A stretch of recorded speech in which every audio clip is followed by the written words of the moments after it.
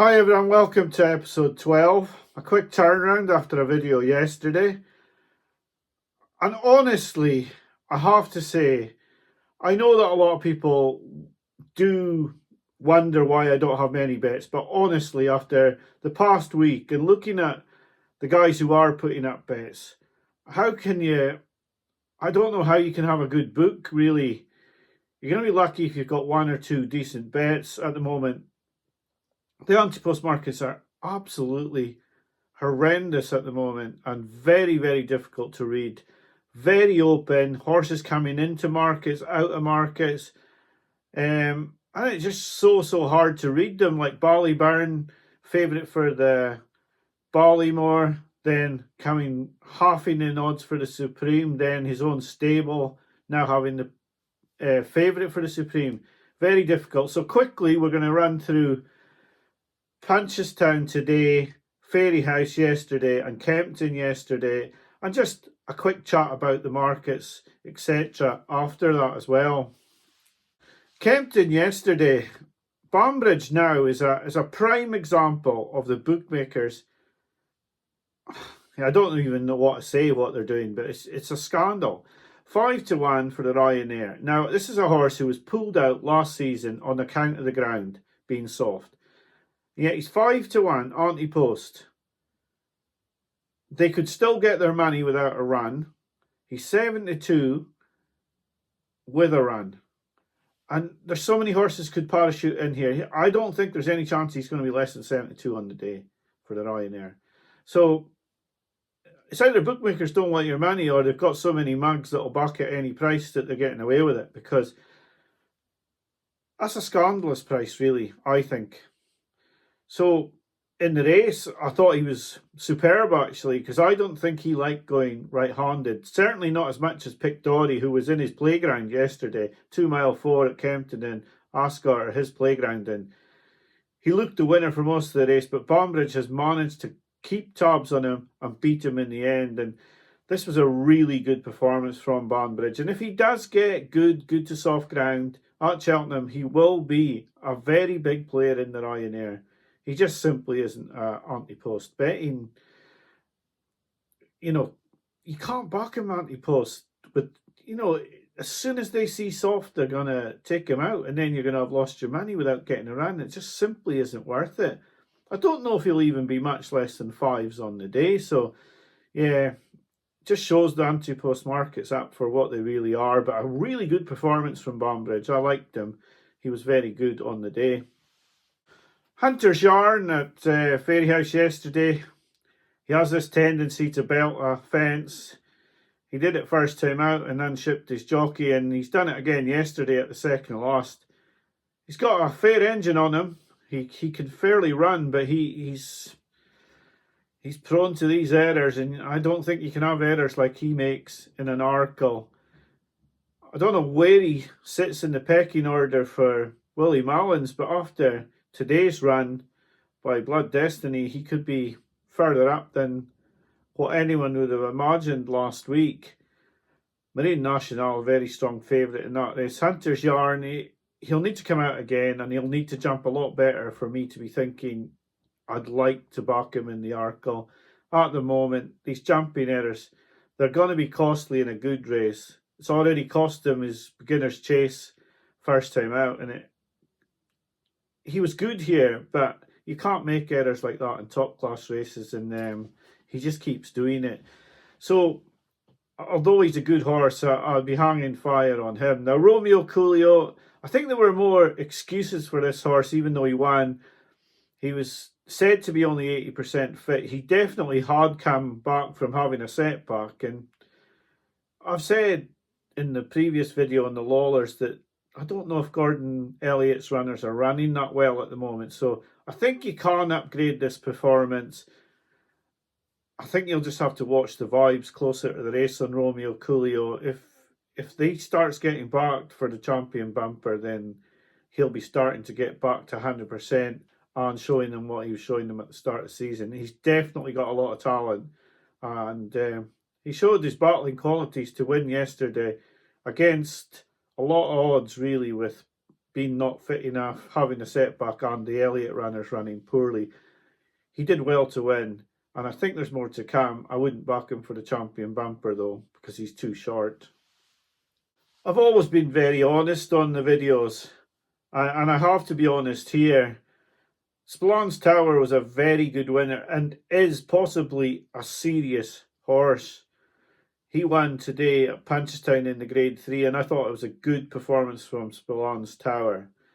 But I have to hold my hands up and say that I have got Blood Destiny very wrong. He couldn't win this race getting £4 off Spillane's Tower. He jumped really well again, but he just simply wasn't good enough to win. And I don't know who does the placing of the horses for Mullins, and they're usually very good, but Mr. Policeman being out yesterday at Naas or Friday at Naas, and Blood Destiny being in this race over 2 miles 3, I think they've made a bit of an error there, perhaps. But Blood Destiny, I won't clutch at straws and say he can still win an Arkle, because on this display he can't. And he's jumped well. He's just simply not good enough to win an Arkle. He may just be a horse who's really, really good fresh, and as soon as he puts a couple of races together, he can't do it anymore. But this was extremely disappointing from him.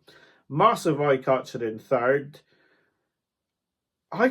These videos nowadays, with so many people watching, it's hard to put up a big eye catcher and say you've seen one, because you do worry that the price is just going to collapse on the horse you bring up. But I thought Silent Approach, considering she had a big penalty in this race, was actually giving the winner £1 and the second £5. She's run really well here and backed up her last win. So I thought she was very eye-catching in this race, Silent Approach.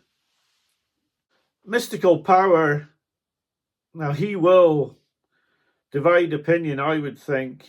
He's looked superb here, but he jumped deplorably at the same time. His jumping wasn't good at all. Now, if he could improve that.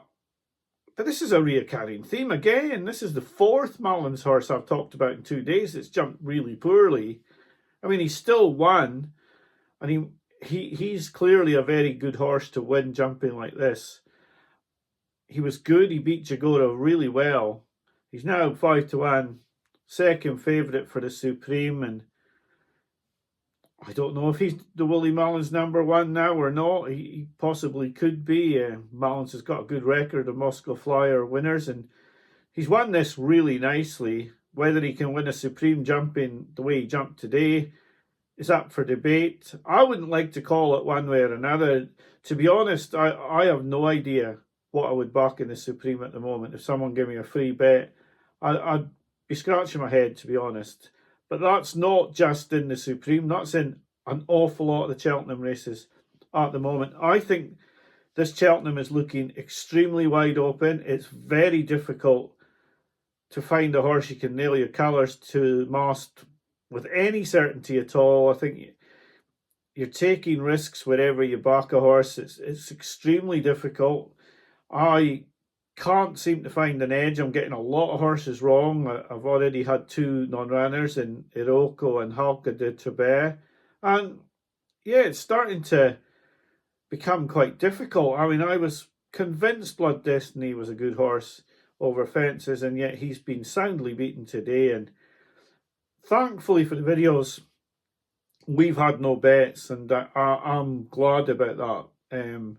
Because looking at the markets, I can't see where I would have had a good bet at present. It's just so open. There are a couple of markets where there's a short favourite, but not many.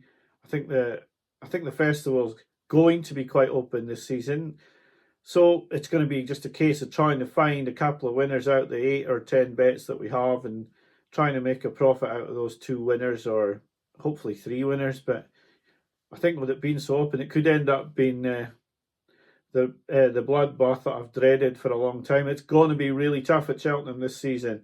Anti-post backers have had an absolute leathering this season, I would say. But people saying that anti-post punters have had a leathering, when you see Reading Tommy Wrong win the Lawlers and Ace, and day punters are getting it as well. I mean, that was the outsider of the entire field. Now you think about the amount of money that was backed on that Lawlers and Ace and how much the bookies have won off that, just that one race, and you can see how tough it is at any shape of punting. So yeah, for me, it's just going to be a case of trying to nail down that one winner. Now, just to finish off today, I was looking at a horse for a handicap, actually, the Kim Muir, thinking 12-1 non-runner, and a bet looked awful big because, to be honest, looking down the horse's form and looking at its runs this season and the mark it's got, I thought Percival Legalwa at 12-1 non-runner, no bet will not be anywhere near 12-1 if it runs. So